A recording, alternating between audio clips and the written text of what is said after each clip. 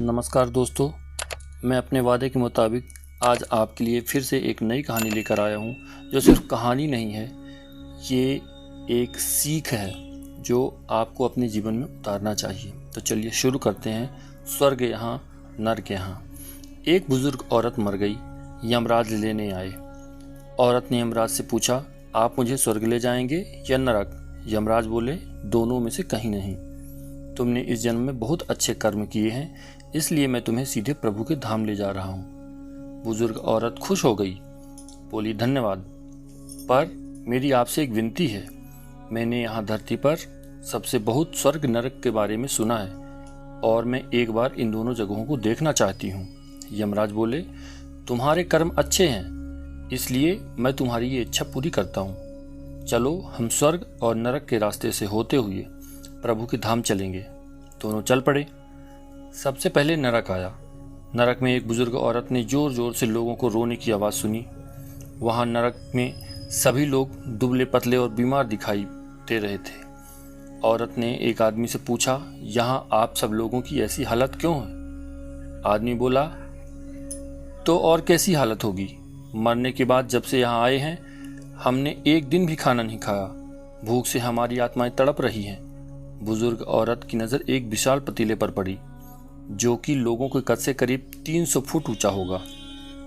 उस पतीले के ऊपर एक विशाल चम्मच लटका हुआ था। उस पतीले में से बहुत ही शानदार खुशबू आ रही थी। बुजुर्ग औरत ने उस आदमी से पूछा, इस पतीले में क्या है? आदमी मायूस होकर बोला, ये पतीला बहुत ही स्वादिष्ट खीर से हर समय भरा रहता है। बुजुर्ग औरत ने हैरानी से पूछा, इसमें खीर है तो आप लोग पेट भर के ये खीर खाते क्यों नहीं? भूख से क्यों तड़प रहे हैं? आदमी रो रो कर बोलने लगा, कैसे खाएंगे? ये पतीला 300 फीट ऊंचा है, हम में से कोई भी इस पतीला तक नहीं पहुंच पाता। बुजुर्ग औरत को उन पर तरस आ गई। सोचने लगी, बेचारे खीर का पतीला होते हुए भी भूख से बेहाल हैं। शायद ईश्वर ने इन्हें यही दंड दिया होगा। यमराज बुजुर्ग औरत से बोले, चलो हमें देर हो रही है। दोनों चल पड़े। कुछ दूर चलने पर स्वर्ग आया। वहाँ पर बुजुर्ग औरत को सबकी हंसने खिलखिलाने की आवाज़ सुनाई दी। सब लोग बहुत खुश दिखाई दे रहे थे। उनको खुश देखकर बुजुर्ग औरत भी बहुत खुश हो गई। पर वहाँ स्वर्ग में भी बुजुर्ग औरत की नज़र वैसे ही 300 फीट ऊंचे पतीले पर पड़ी जैसा नरक में था। उसके ऊपर भी वैसा ही चम्मच लटका हुआ था। बुजुर्ग औरत ने वहाँ के लोगों से पूछा, इस पतीले में क्या है? स्वर्ग के लोग बोले कि इसमें बहुत स्वादिष्ट खीर है। बुजुर्ग औरत हैरान हो गई।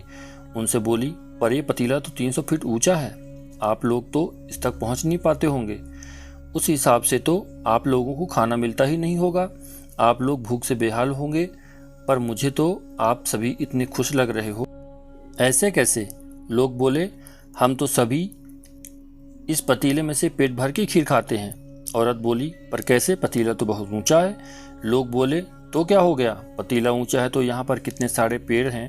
ईश्वर ने ये पेड़ पौधे, नदी, झरने हम मनुष्य के उपयोग के लिए तो बनाए हैं। हमने इन पेड़ों की लकड़ी ली, उसको काटा, फिर लकड़ियों के टुकड़ों को जोड़कर एक विशाल सीढ़ी का निर्माण किया। उस लकड़ी की सीढ़ी के सहारे हम पतीले तक पहुँचते हैं और सब मिलकर खीर का आनंद लेते हैं। बुजुर्ग औरत यमराज की तरफ देखने लगी।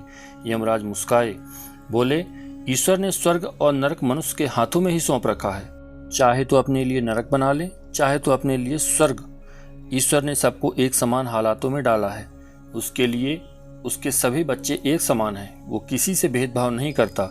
वहाँ नरक में भी पेड़ पौधे सब थे, पर वो लोग खुद ही आलसी हैं। उन्हें खीर हाथ में चाहिए।